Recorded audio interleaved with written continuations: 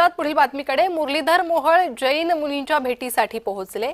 मोहोळ यांच्याकडून जैन बोर्डिंगची पाहणी करण्यात आलेली आहे। माझी बाजू मांडण्यासाठी इथे आलो नाही असे यावेळी मोहोळ यांनी स्पष्ट केलं। तर मोहोळ यांच्याकडून जैन बोर्डिंगची पाहणी करण्यात आली। या संदर्भात रवींद्र धंगेकर यांनी मुरलीधर मोहोळ यांच्यावर आरोप केले होते।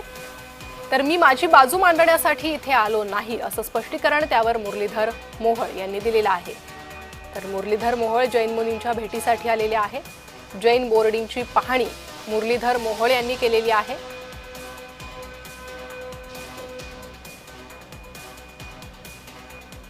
आपल्याला आश्वस्त करतो कुठल्याही प्रकारे आपल्याला आपल्या हक्कासाठी न्यायासाठी भांडावं लागणार नाही, आपल्याला कुठल्याही प्रकारचं त्रास होणार नाही हे या ठिकाणी मी खात्रीलायक आपल्याला सांगतो। आणि म्हणून शेवटी ही भूमिका कोणीतरी घ्यावी हे मी या ठिकाणी आपल्याला आश्वस्त करतो। कुठल्याही प्रकारे आपल्याला आपल्या हक्कासाठी न्यायासाठी भांडावं लागणार नाही, आपल्याला कुठल्याही प्रकारचं त्रास होणार नाही। माईक कुणाचा माईक कुणाचा येते आज माईक खाली घ्या ना, खाली घ्या ना, खालीच आहे हो। तुम्ही सांगितलं की मी चालू करतो। काल तुम्ही मुख्यमंत्र्यांची भेट घेतली आणि आज जैन बोर्डिंग मध्ये आलेला आहात, नेमकं काय? एक मिनिट, काल माननीय देवेंद्रजींची मी जी काय भेट घेतली ती सातत्यानं तुम्ही पाहिलं असेल की दर 4-5 दिवसानंतर आठवड्यात मी त्यांना भेटत असतो। पुण्याचे विषय आहेत, राजकीय विषय आहेत, संघटनात्मक विषय आहेत, निवडणुका आलेल्या आहेत। त्यामुळं काल माननीय देवेंद्रजींच्या संदर्भात हा कुठलाही विषय काल झालेला नाही। काही आपल्यातल्या लोकांनी हे चालवलं की मी हा विषय तिथं घेऊन गेलो किंवा जे राजकारण चाललं ते अजिबात नाही। पण जैन बोर्डिंगच्या विषयात माननीय देवेंद्रजींची भूमिका स्पष्ट आहे। माननीय देवेंद्रजींचं माझं सातत्यानं त्यांच्या अनेक सूचना गेल्या काही दिवसामध्ये या विषयात येत आहेत आणि म्हणून या विषयाला एक आज मला असं वाटतं की काही निर्णय पुढच्या काळात होणं अपेक्षित असेल तर एक या शहराचा खासदार म्हणून, या शहराचा एक लोकप्रतिनिधी म्हणून माझी भूमिका महत्त्वाची याच्यामध्ये काय असावी याबाबत जेव्हा विषय झाला, मी माझ्या जैन धर्मीयाच्या सर्व बांधवांचं मनापासून धन्यवाद व्यक्त करतो की राजकीयदृष्ट्या आरोप प्रत्यारोप खूप झाले। काही लोकांनी या विषयाचा आधार घेऊन व्यक्तिगत पातळीवर जाऊन टीका केली, पण माझ्या जैन बांधवांनी एकही दिवस एकदाही कधी माझं नाव या विषयात घेतलं नाही।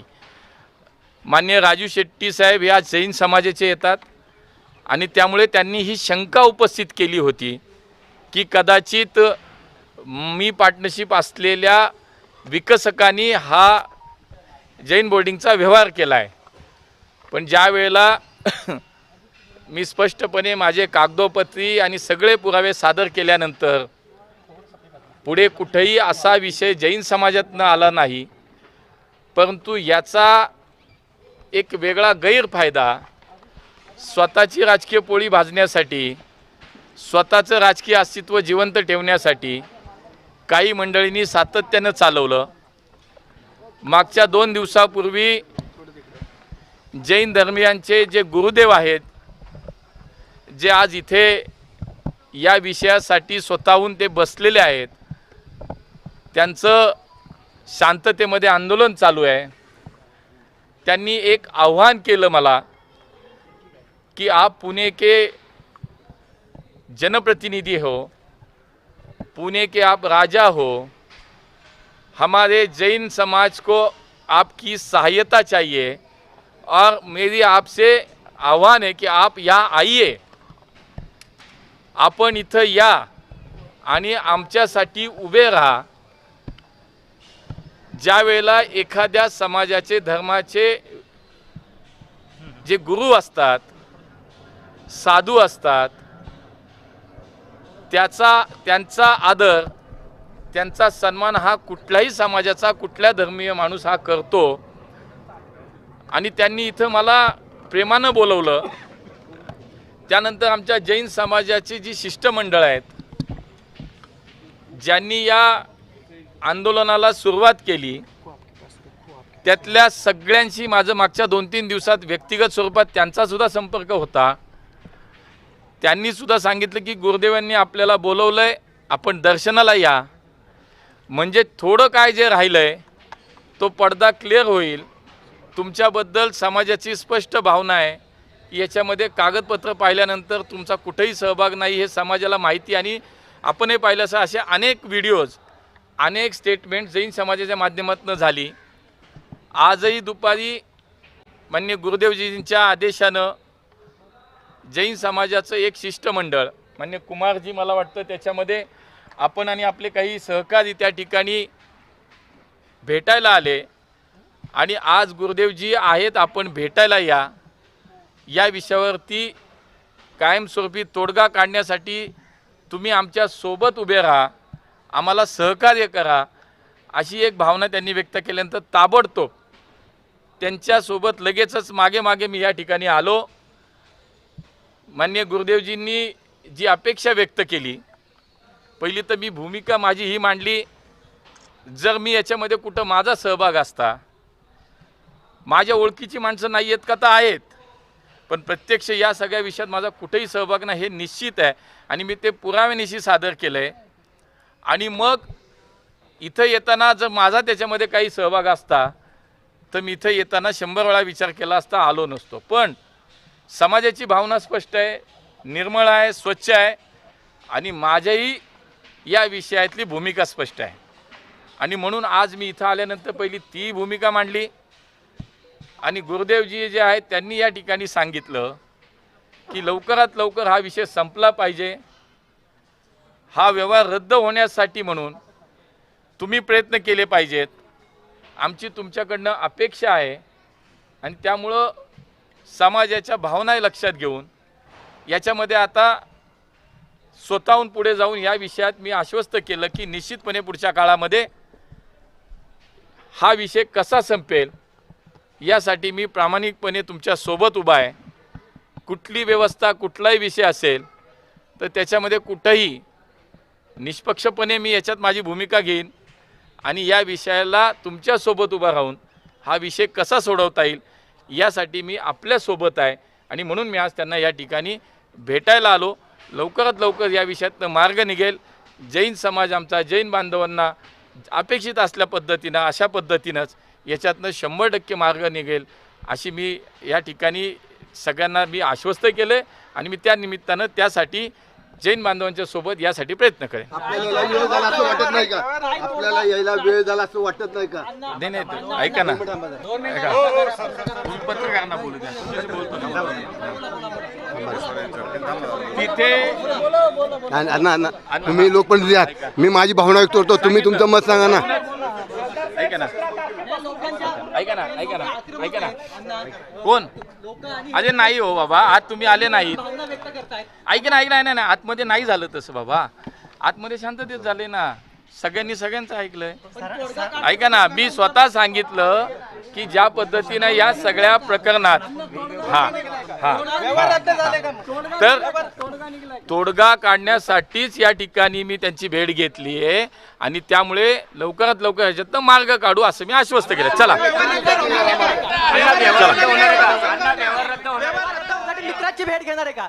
तर काहींनी माझ्यावर व्यक्तिगत टीका केली असं म्हणत त्यांनी धंगेकरांवर निशाणा साधलेला आहे. जैन बोर्डिंग प्रकरणी मुख्यमंत्र्यांशी चर्चा झालेली नाही असंही मुरलीधर मोहोळ यांनी स्पष्ट केलंय. दरम्यान जैन समाजाला न्याय मिळवून देणार असंही त्यांनी म्हटलेलं आहे. माझा जैन बोर्डिंग प्रकरणाशी संबंध नाही असं मुरलीधर मोहोळ यांनी स्पष्ट केलंय. पुराव्यानिशी काही गोष्टी सिद्ध केल्या असंही मोहोळ म्हणाले. तर जैन मुलींची त्यांनी भेट घेतली आहे. मोहोळ यांच्याकडून जैन बोर्डिंगची पाहणी करण्यात आलेली आहे. तर याच बोर्डिंगच्या गैरव्यवहार प्रकरणी रवींद्र धंगेकर यांनी मुरलीधर मोहोळ यांच्यावर आरोप केले होते. मी जैन समाजासोबत उभा असल्याचं यावर मुरलीधर मोहोळ यांनी म्हटलेलं आहे.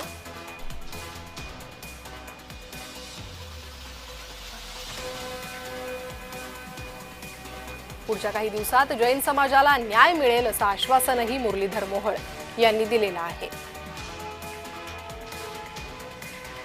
स्वतःचं अस्तित्व टिकवण्यासाठी काही लोक राजकीय पोळी भाजून घेण्यासाठी माझ्यावर आरोप करतायत असा टोला त्यांनी धंगेकर यांना लगावलेला आहे. तर जैन बोर्डिंग प्रकरणी मुख्यमंत्र्यांशी चर्चा झालेली नाही असंही त्यांनी स्पष्ट केलंय. मुरलीधर मोहोळ यांनी जैन मुनींची भेट घेतली.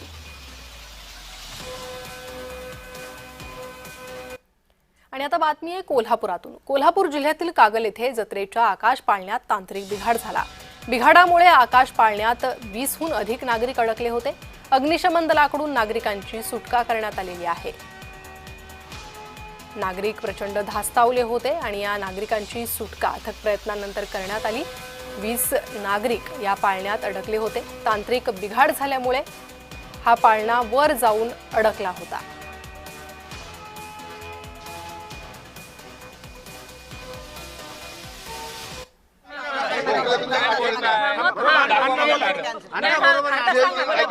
कॅन्सल करा. अहो लोक आणि तुम्ही बोलताय काय? आणि ऐका ना ऐका ना नाही. संबंधित अधिकारी त्यांच्यावर कारवाई करा. जे अधिकारी ऐका ना पार्टनर आहेत लोकांची भावना तुमच्या आपण पाहतोय की घोषणाबाजी जी आहे बरं का ही सगळी घोषणाबाजी जी आहे ती घोषणाबाजी या सगळ्या परिसरातील जैन समुदायाकडून केली जात होती. मुरलीधर मोहोळ यांना तो या सगळ्या समाजातल्या प्रतिनिधींनी जो आहे तो घेराव काहीसा घातलेला पाहायला मिळतोय. आणि आक्रमक पवित्रा जो आहे तो मुरलीधर मोहोळांच्या समोर या ठिकाणी आपण घेतलेला या सगळ्या कार्यकर्त्यांनी पाहतोय. हे सगळे जैन समाजाचे कार्यकर्ते असतील किंवा ज्या पद्धतीने हा सगळा व्यवहार जो आहे तो पाहिजे अशा प्रकारची मागणी जी आहे. लवकरात लवकर हा विषय संपेल. चला. नागरिक आक्रमक झाले. नागरिकांना काय आव्हान करतात? देशभरातला जैन जो समाज आहे समाजाला काय आव्हान करणार? आव्हान काय करणार अण्णा?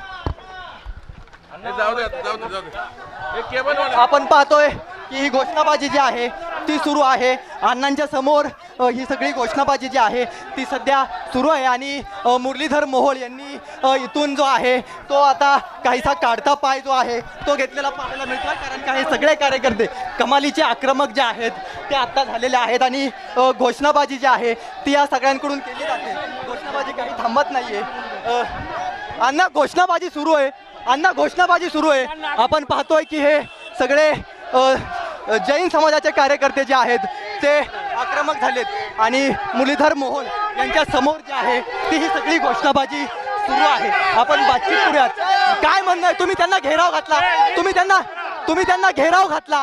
मुरलीधर मोहोळांच्या समोर घोषणाबाजी जी आहे ती केली गेली. मुरलीधर मोहोळांनी जे काही स्पष्टीकरण दिलं ते मान्य आहे का? मान्य नाही. आम्हाला फक्त सेल डीड रद्द पाहिजे. बाकी आम्हाला काही मान्य नाहीये. त्यांचे आश्वासन आम्हाला मान्य नाही. आमचा लढा चालू राहणार. जोपर्यंत सेल डीड होत नाही तोपर्यंत आमचा लढा चालू राहणार. आजमध्ये सगळं व्यवस्थित झालं आमचं पण त्यांनी असं आश्वासन दिलं नाही. सेल डीड ऐकायचं नाही. आतमध्ये बैठक व्यवस्थित पार पडली. ते म्हणतायत आतमध्ये बैठक व्यवस्थित पार पडली. अर्ध आश्वासन दिलेलं आहे. आमचं म्हणणं आहे सेल डीड रद्द नाही झाली तर अण्णा उपोषणाला बसणार का? एक मिनिट सेल डीड रद्द करा. पहिली गोष्ट मागणी आहे सेल डीड रद्द करा. दुसरी गोष्ट ह्या संदर्भात जे संबंधित अधिकारी आहेत ज्यांनी यात ज्यांनी बेकायदेशीर कार्याला मदत केली कॉर्पोरेशनचं असो महानगरपालिके आयुक्त विभाग आयुक्त धर्माचे आयुक्त ह्या आणि संबंधित बँक ह्या सर्वांवर कारवाई होणं गरजेचं आहे की त्याच्यामुळं भविष्यामध्ये असे गैरप्रकार करताना त्याला प्रतिबंध लागेल. त्याबरोबरच सेल डीड करताना ज्या अधिकाऱ्यांनी व्हेरीफाय न करता सेल डीड केलंय त्यांनी खोट्या सर्च रिपोर्ट बनवलेले आहेत. त्यांनी खोटे व्हॅल्युएशन रिपोर्ट बनवले आहेत. त्यांच्याशिवाय कारवाई केली पाहिजे. दुसरी गोष्ट सर्वात महत्त्वाची गोष्ट हे मोडकळीस न आलेली बिल्डिंग आहे तरी सुद्धा मोडकळीस आल्याचं जे दाखवलेलं आहे त्या संबंधित ज्यांनी हे केलेलं आहे त्यांच्यावर कारवाई व्हावी. आणि हे जे ट्रस्ट आहे हे ट्रस्ट बरखास्त करावं. मुरलीधर मोहोळ यांचा हात आहे का? मुरलीधर मोहोळांचा हात आहे का? ऐका एक मिनिट ह्याच्यात साधारण सहभाग आहे का? एक मिनिट 100 वर्ष या बिल्डिंग काय होणार नाही पहिली गोष्ट. दुसरी गोष्ट या ठिकाणी गेल्या महावीर जयंतीला माननीय मोहोळ साहेब विशालजी हे सर्व लोक आले होते आणि विशालजी त्या ठिकाणी त्यांनी त्या ठिकाणी मंदिराची पाहिले, मंदिर चांगलं वाटलं, जागा चांगली वाटली आणि त्यानंतर पुढचं काय घडलं तुम्हाला माहिती आहे. पण ते म्हणतायत की माझा हस्तक्षेप नाहीये, माझा कागदावर माझं नाव नाहीये, कागदावर माझं नाव नाहीये म्हणतायत. आता हस्तक्षेप नसेल तर 1 तारीखपर्यंत जर हा विषय नाही मिटला तर अण्णा या उपोषणाला सामील होणार आहे का? आम्ही अण्णाला आवाहन करतो, अण्णा जर हा 30 तारीखपर्यंत अण्णांचा सहभाग आहे ना, जर हा 30 तारीखपर्यंत विषय नाही संपला तर अण्णा गुरुदेव बरोबर उपोषणाला इथे बसणार का? पहिल्या गुरुदेवला अण्णाला आम्हाला हा विषय की इथे गुरुदेव बरोबर उपोषणाला बसावं आणि ह्या ट्रस्टी बरोबर आणि ज्यांनी हे डील केली आहे त्यांच्या विरोधामध्ये ह्या ट्रस्टी बरोबर आतमध्ये सगळं व्यवस्थित झालं. अर्ध आश्वासन दिलेलं आहे. आमचं म्हणणं आहे, ऐका ना, आमचं हेच म्हणणं आहे, ते म्हणतात मी गुरुदेवचा आशीर्वाद घ्यायला आलोय, बोलवलं म्हणून आम्ही आलोय. आमचा मुद्दा काय, गुरुदेवनी ते म्हणतात गुरुदेवनी बोलवलंय, गुरुदेव कोणाला बोलवत नाही. आमचा मुद्दा एकच आहे, जर हा 30 तारीखपर्यंत विषय नाही संपला तर अण्णांनी या इथे ठिकाणी येऊन गुरुदेव बरोबर आमरण उपोषणाला बसावं असं मी ठामपणे सांगतो त्यांना. अण्णांचं म्हणणं आहे की कागदपत्रामध्ये काहीच बोललं नाही. 1 तारीखपर्यंत हा विषय मिटेल, पण कसं मिटणार आहे, काय मिटणार आहे हे अजून क्लिअर केलेलं नाहीये. अण्णांचं म्हणणं आहे की त्यांचा काही सहभाग नाही यामध्ये. आशीर्वाद घ्यायला आलो. गुरुदेवांनी सांगितलं होतं नाही, गुरुदेवांनी नाही बोलवलं. शत्रुत्व नाही, आमचं कोणाशी वैयक्तिक वाद नाही, हा फक्त जैन ट्रस्टच्या एका बोर्डिंगचा प्रश्न नाही, विश्वासार्हता आणि जे काही नियमितता आहे ह्याच्यावरचा प्रश्न आहे. त्यामुळे लोकप्रतिनिधी म्हणून आमची त्यांच्याकडनं अपेक्षा आहे की त्यांनी यात लक्ष घालावं आणि पूर्णपणे हा प्रश्न मार्गीच लावावा. मला असं वाटतंय का या सगळ्यामध्ये मुरलीधर मोहोळ यांचा खरंच सहभाग आहे? कारण का ते सांगतायत की आतमध्ये सगळ्यांची समजूत पटली आहे की अशा पद्धतीने माझा हस्तक्षेप नाही. आता मुद्दा असा आहे की त्यांचा याच्यात सहभाग आहे किंवा नाही. आता त्यांनी लोकप्रतिनिधी म्हणून त्यांची भूमिका बजवावी हाच फक्त मुद्दा आहे. त्यांच्या भूमिका तुम्हाला पटली का? त्यांनी जे काही आतमध्ये आता त्यांनी म्हटलंय त्याच्यानुसार आता आपण पाहू काय ते करतात. त्यांचेच मित्र जे आहेत ते विशाल गोखले आहेत, त्यांना जेव्हा माध्यमांनी विचारलं तुम्ही विशाल गोखलेंशी भेटणार का, त्यांना राग आला. आता त्यांचं वैयक्तिक एक्सप्रेशन काय याच्यावर मी काही कमेंट करू इच्छित नाही. अच्छा, आपण पाहतोय की हे सगळी जे आहे ते जैन बोर्डिंगचा परिसर आहे आणि याच परिसराचा हा सगळा व्यवहार झाल्यानंतर मुरलीधर मोहोळ जे आहेत ते पहिल्यांदाच या ठिकाणी जे आहेत ते आलेले होते. आतमध्ये जे आहेत ते जैन समाजाचे गुरुजी आहेत, त्यांचा आशीर्वाद जो आहे तो मुरलीधर मोहोळ यांनी घेतलेला होता आणि त्यानंतर बाहेर आल्यानंतर मोठ्या प्रमाणामध्ये घोषणाबाजी जी आहे ती झालेली पाहायला मिळाली. या सगळ्या समाजाकडून मोठ्या प्रमाणामध्ये घोषणाबाजी केलेली होती आणि त्यानंतर काहीसं तणावाचं वातावरण जे आहे ते या परिसरामध्ये झालेलं होतं. आपण पाहतोय की अगदी इथे देखील पोस्टर जे आहेत ते देखील लागलेले आहेत. Save HND save Jain temple हेच ते मंदिर आहे आणि याच मंदिरामध्ये थोड्या वेळापूर्वी जे आहेत ते मुरलीधर मोहोळ आलेले होते आणि त्यांच्याकडून या ठिकाणी जे आहे ते आशीर्वाद गुरुजींचा सांगितलं जात आहे. आणि सगळ्यात महत्त्वाचं म्हणजे आता महाराज काय म्हणतात, महाराज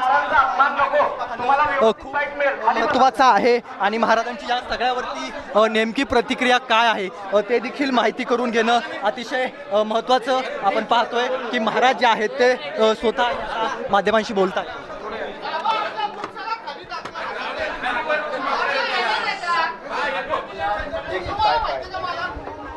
सगळे खाली बसून घ्या.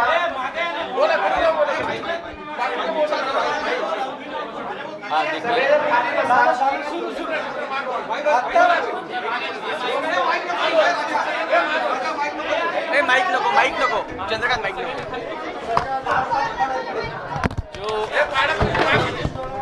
आरामाने माईक आरामाने.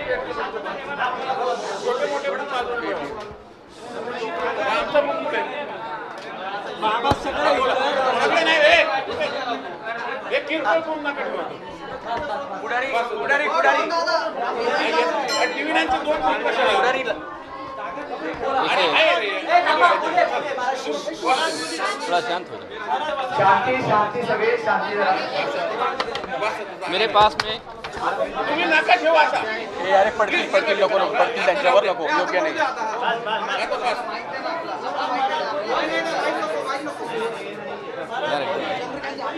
देखिए हमारे पास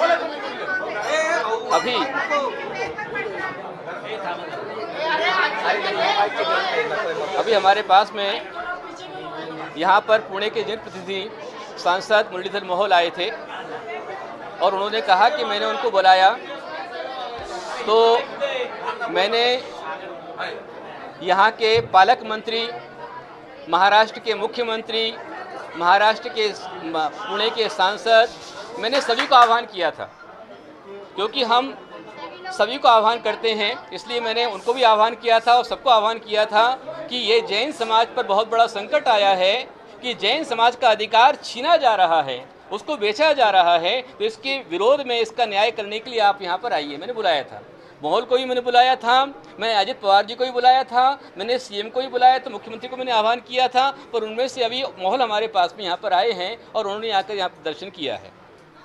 प्रश्न ये उपस्थित हो रहा है कि हाँ। उनका नाम जो है वो पूरा इस मामले में आया था, उनका ही दोस्त की कंपनी थी, लेकिन अभी वो यहाँ पे आने के बाद उन्होंने बाहर बताया कि आपके बाद सकारात्मक बातचीत हो गई है, आपका भी कोई ऐसा इशू जो है तो नहीं है। नहीं, देखिए ऐसा है कि वो जो मतलब सांसारिक मसले हैं, कौन इसमें है कौन नहीं है वो मुझे पता नहीं है, मैं जानता नहीं उस विषय को, पर उन्होंने कहा कि मैं जनप्रतिनिधि हूँ और मेरा इसमें कोई प्रकार का हस्तक्षेप नहीं है, तो हम यही मानते कि आपका हस्तक्षेप नहीं है, कोई बात नहीं, हमको तो पता नहीं, लेकिन हमने उनसे ये कहा कि आप हमारे जनप्रतिनिधि हैं, आप हमारे सांसद हैं, आप यहाँ के राजा हैं और ये सारी प्रजा है, तो जो प्रजा के साथ में अन्याय हो रहा है उसके साथ में आप खड़े होइए और इसका प्रतिकार कीजिए, जो बोगस डील हुई है, सेल हुई है, उसको कैंसिल कीजिए। तो उन्होंने मुझे समय दिया है, उन्होंने कहा है कि मैं इसको जो है समय के अंदर, सीमा के अंदर, मैं आपके अनशन से पहले इस डील को कैंसिल करा दूंगा, पूरी ताकत इसमें लगा दूंगा, ऐसा उन्होंने कहा है। और मैंने फिर भी उनसे कहा है कि ये साधु होते हैं, साधु के वचन होते हैं, साधु, हमने तो हमारा जीवन भगवान महावीर स्वामी को सौंप दिया है। मैंने उनसे कहा कि यदि हमारे भगवान रामलला का मंदिर कोई ट्रस्टी बेच देवे तो क्या हम चुप रहेंगे, सरकार चुप रहेगी? नहीं रहेगी। तो इसी प्रकार से भगवान महावीर स्वामी का ये मंदिर, जैन समाज अल्पसंख्यक की बहुत छोटी समाज है और इस समाज बहुत शांतिपूर्ण समाज है और उसका मंदिर बेचा गया तो हम चुप कैसे रह सकते हैं? मैंने उनसे कहा है कि समय सीमा के अंदर में यह डील कैंसिल होना चाहिए और पूरा उसकी पुनरावृत्ति नहीं होना चाहिए। ऐसा जब पक्का काम हो जाएगा तभी हम आश्वस्त हो सकते हैं, और यदि 1 तारीख के पहले ये काम नहीं हुआ तो मैंने कहा है कि मैं निश्चित रूप में अपने प्राण छोड़ सकता हूँ, लेकिन प्राण को नहीं छोड़ूंगा। हमने भगवान महावीर स्वामी को जीवन सौंप दिया है, तो भगवान महावीर स्वामी के लिए हम शांत नहीं बैठेंगे। पर उन्होंने कहा है कि मैं समय सीमा के अंदर में इसको निश्चित रूप में कैंसिल करा दूंगा, तो हम आश्वस्त हैं, लेकिन फिर भी हम अपनी जो है लड़ाई को बंद नहीं करेंगे, जारी रखने वाले हैं। जिस दिन ये पूरा डील कैंसिल हो जाएगा उस दिन हम यहाँ पर आश्वस्त होकर हम कह पाएंगे। हमें उम्मीद है कि वो स्वयं यहाँ चल कर के आए हैं, उन्होंने आकर कहा है कि मैं इसे कैंसिल करा दूंगा, तो मैं विश्वास ही करता हूँ। महावीर स्वामी के मंदिर उन्होंने आकर कहा है, तो हम विश्वास करते हैं, आशा करते हैं कि वो अपने वचन को पूरा करें और जैन समाज के संकट को दूर करें।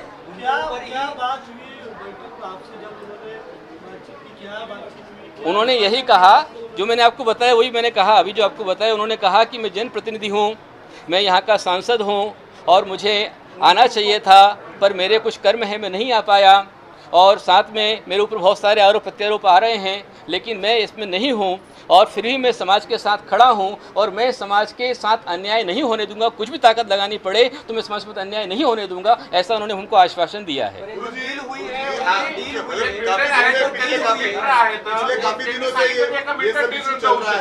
काफी दिनों से चल रहा है, पर कल उन्होंने जब सीएम देवेंद्र जी से मुलाकात की उसके बाद आज उनका कुछ रुख बदला हुआ लगा, मतलब वहां से कुछ हिले हैं या नहीं? देखिए इसमें सबसे बड़ी भूमिका रही है तो पूरी समाज की एकता। जब पूरा समाज, सकल समाज, सारा पुणे महानगर के सभी जनप्रतिनिधि और सारे लोग एक साथ मिलकर जैन समाज के साथ में आए, हर पार्टी, हर पक्ष ने, हर धर्म ने, हर मजहब ने, हर संप्रदाय ने जब हमारा साथ दिया और एक साथ ही मोर्चा निकला, तो मोर्चा निकलने के पश्चात हमारा मीडिया एक्टिव हुआ। मीडिया भी हमारे साथ नहीं था, पहले मीडिया के पास हमारे लोग जा रहे थे पर मीडिया हमारे साथ नहीं था। पर जब एक साथ में 17 तारीख का मोर्चा निकला और मीडिया ने इस विषय को उठाया, तो मीडिया के सहयोग से आज इस मुकाम तक हम पहुँचे हैं। मीडिया का बहुत बड़ा सहयोग है और साथ में प्रशासन का जो हुआ है, ये सारे प्रेशर पड़ने के कारण से, और सच्चाई को जानकर हर व्यक्ति धर्म के साथ खड़ा होगा। अब वो सीएम के साथ में पास में गए, मैं तो वहाँ था नहीं, क्योंकि क्या बात हुई, क्या हुई, किसके लिए गए थे मुझे पता नहीं, लेकिन मुझे ये पता है कि आज वो मेरे पास में आए और आकर उन्होंने कहा कि जैन समाज का दुख दर्द मेरा दर्द है और मैं अपने जीते ही दर्द को समाप्त कर दूंगा, पहले सुख खत्म करूंगा, ऐसा उन्होंने मुझे कहा है। जी, मैं बोल रहा हूँ ना कि मैंने अकेले उनको नहीं, मैंने यहाँ के पालक मंत्री अजित पवार जी को भी बुलाया है, मैंने यहाँ के सीएम मुख्यमंत्री देवेंद्र फडणवीस को भी मैंने आह्वान किया है, मैंने यहाँ के विधायक को भी बुलाया है, मैंने यहाँ के सांसद को भी बुलाया है। हर एक को मैंने अपनी बाइट से दी हुई है, मेरी बाइट से यूट्यूब पर है। मैंने उनको इसमें आह्वान किया है कि आप यहाँ के जनप्रतिनिधि हैं और आपको हमारी जनता ने चुना है, तो आप जनता के राजा हैं, तो आप उसका संकट निवारण करने के लिए आइए और संकट को दूर कीजिए। इसमें मैंने आह्वान उनको किया था निश्चित रूप में। हाँ, विशाल गोखले और बाहर पॉलिटिक्स ये सब चल रहा है कि इसमें डील में पूरा जो है वो मुरलीधर मोहोल भी सहभागी है। ऐसे वक्त में वो वहाँ यहाँ पे आके इतना बड़ा इशू होने के बाद वो यहाँ पे आए हैं, ये सारा पॉलिटिक्स चल रहा है, ऐसा नहीं लग रहा? कल इधर ट्रस्टी आके गए। देखिए ऐसा है कि अभी आपने पूछा कि वो इसमें हैं अथवा नहीं हैं, वो लिप्त हैं अथवा नहीं हैं। उन्होंने स्पष्ट रूप से कहा है कि मैं इसमें लिप्त नहीं हूँ। फ्रंट उन्होंने कहा है मैं लिप्त नहीं हूँ, तो हम तो सामने जो बोल रहा है उसके विश्वास कर सकते हैं, बाकी अंदर क्या है वो जाने और उनका वो पार्टनर जाने। अब वो पार्टनर हो सकते हैं, हमें उससे कोई संबंध नहीं है। हमारा सिर्फ इतना सा कहना है कि हमारे दिगंबर जैन समाज के साथ में जो अन्याय हुआ है वो अन्याय तुरंत समाप्त किया जाना चाहिए और जो डील हुई है उसे कैंसिल करके समाज में शांति व्याप्त करना चाहिए। हमारा मात्र इतना ही कहना है। ट्रस्टी आके गए थे, उसके बाद कोई चर्चा हो गई इधर? ट्रस्टी जो आए थे वो ट्रस्टी जो है वो नॉन जैन थे, जिन्हें ट्रस्ट में होना ही नहीं चाहिए, क्योंकि ये जो है जैन अल्पसंख्यक का ट्रस्ट है। इसमें जो बनाया है ट्रस्टी ने वो दिगंबर जैन बोर्डिंग बनाया है, तो इसमें जो इस धर्म को जानता है समझता वही ट्रस्टी हो सकता है। उनका एम्प्लॉय था और उसे धर्म के विषय में कोई ज्ञान नहीं था, उसे धर्म का मजहब का कुछ पता ही नहीं है, गुरु का कैसे विनय करना चाहिए उसको ज्ञान नहीं था, तो उसका कोई मकसद नहीं है। वो एक रोबोट है और जो वहाँ से चल रहा है मेन जो कीबोर्ड है उसको ही कंट्रोल करना चाहिए। जिन्होंने किया जो नंदुरकर यहाँ पर आए थे, नंदुरकर ट्रस्टी वो मैं समझता हूँ कि जो मेन ट्रस्टी है, जो चकोर दोषी या चिराग दोषी है, ये वो मेन ट्रस्टी है और वो मेन ट्रस्टी की एम्प्लॉय हैं ये, और इनको फिट किया गया जबकि वो मतलब इसमें बैठते ही नहीं, संविधान में बैठते नहीं है। उन ट्रस्टी होने का उनको अधिकार ही नहीं है। जो ट्रस्टी बन के आए थे उनको ट्रस्टी होने का अधिकार नहीं है। मेरी ट्रस्टी से एक ही सबसे विशेष मांग है कि अब भी जग जाओ, अपनी सद्बुद्धि को जगाओ और जो तुमने पाप कार्य शुरू किया उस पाप कार्य को तुरंत बंद करो। ये डील जो है कैंसिल करो और साथ में आगे ऐसा पाप करने की सद्बुद्धि लेकर नहीं जाओ। इसके साथ में पूरे देश के जितनी संस्थाएं हैं, जितने ट्रस्ट, उनको आह्वान करना चाहूँगा कि आप समाज के विश्वस्त हैं, ट्रस्ट के विश्वस्त हैं, आप समाज का विश्वासघात मत कीजिए, समाज का विश्वास मत तोड़िए और विश्वस्त रह करके उस संस्था की रक्षा कीजिए, संवर्धन कीजिए। जो इसको इस तरह से बेचने का प्रयास करेगा उसके साथ में ऐसा ही व्यवहार किया जाएगा। किसी को भी बेचने का अधिकार इसमें नहीं है।